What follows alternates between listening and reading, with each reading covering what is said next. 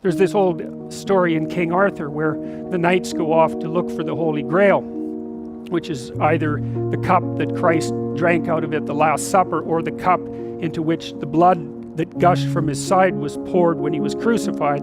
It's basically a holy object, like the phoenix in some sense, that's a representation of transformation.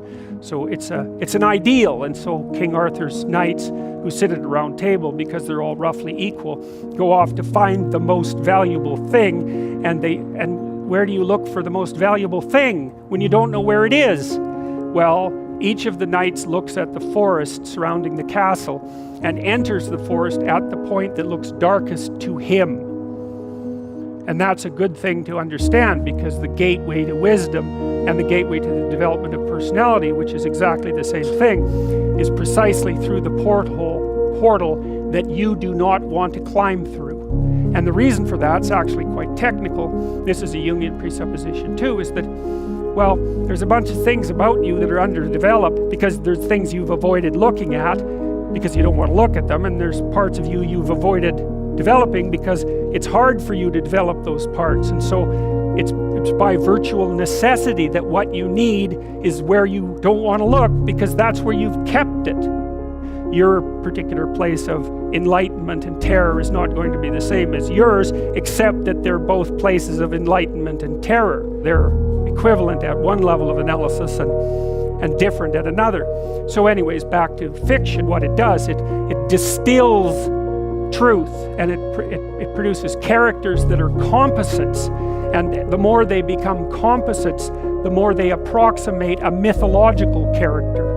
They become more and more universally true and more approximating religious deities, but the problem with that is they become more and more distant from individual experience. And so with literature, there's this very tight line where you need to make the character more than merely human, but not so much of a god that, you know, one of the things that happened to Superman in the 1980s, when Superman first emerged, he could only jump over buildings, you know, and maybe he could stop a locomotive, but by the time the 1980s rolled around, like, he could juggle planets and, you know, swallow hydrogen bombs, and, you know, he could do anything. Well, people stopped buying the Superman comics because how interesting is that? It's like something horrible happens and Superman deals with it. And something else horrible happens and Superman deals with it. That's dull. He turned into such an archetype. He was basically the omniscient, omnipresent, omnipotent God.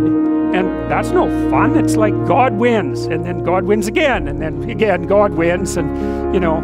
So then they had to weaken him in different ways with kryptonite, you know. So green kryptonite kind of made him sick, and red kryptonite, I think, kind of mutated him, if I remember correctly. And anyways, they had to introduce flaws into his character so that there could be some damn plot. And that's something to think about, you know.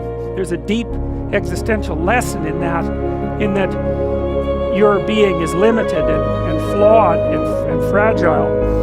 You're like the genie, which is genius in the little tiny lamp, you know, this immense potential, but constrained in this tiny little living space, as Robin Williams said when he played the genie in Aladdin.